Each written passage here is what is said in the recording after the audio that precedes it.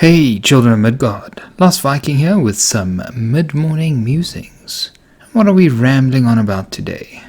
Well, today I would like to introduce you to something I think you should watch. The Japanese anime Haikyuu.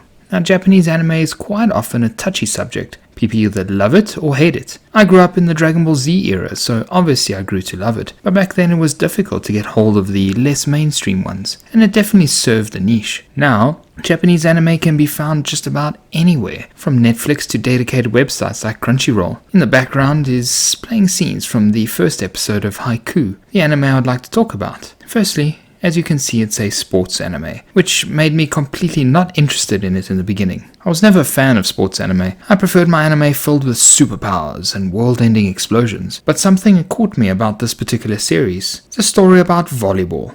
Seriously, volleyball. I couldn't think of anything more boring, but I was still drawn into it. The initial main character, Shoyo Hinata, is short, making him not a very good candidate for volleyball, which, much like basketball, definitely favors the taller players. He's inspired by a play he watches as a kid called The Tiny Giant. The protagonist and antagonist characters are set up right off the bat, and you already feel a conflict of who you want to support. This is a theme that runs right through the series, and one of the reasons why this is such an amazing anime and a must-watch. The conflict between the heroes and the other schools is never one where you can quite easily side with the heroic underdogs. Every character in this anime plays with passion, each in their own unique way. And although you're rooting for the main characters, you are just as likely to cheer for the amazing actions of the opposing teams. This makes every episode an absolutely emotional roller coaster, which just keeps dragging you back for more. There's always a character you can empathize with, and at no point are you as a watcher not feeling invested in these characters. The second major thing is the ending of the first episode. So,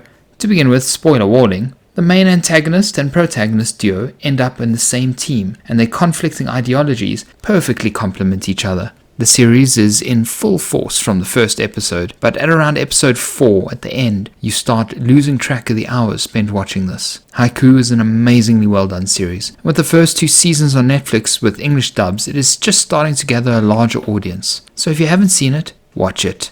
If you have watched it, watch it again. This is one series that is well worth it. And that's just my quick mid-morning meanderings. Should be throwing a few more of these, of random things that I think you should watch, or random conversations that I'll be having with anyone who's out there willing to listen. And so as we end off over here, just remember, guys, you need to do the stuff. You guys know the stuff. Share it around, and let's keep it going. Let's build this channel up. We're just beginning, and we're already at 13, which is my lucky number. And with that, keep your shields up and your axes sharp, and I'll catch you in the next video.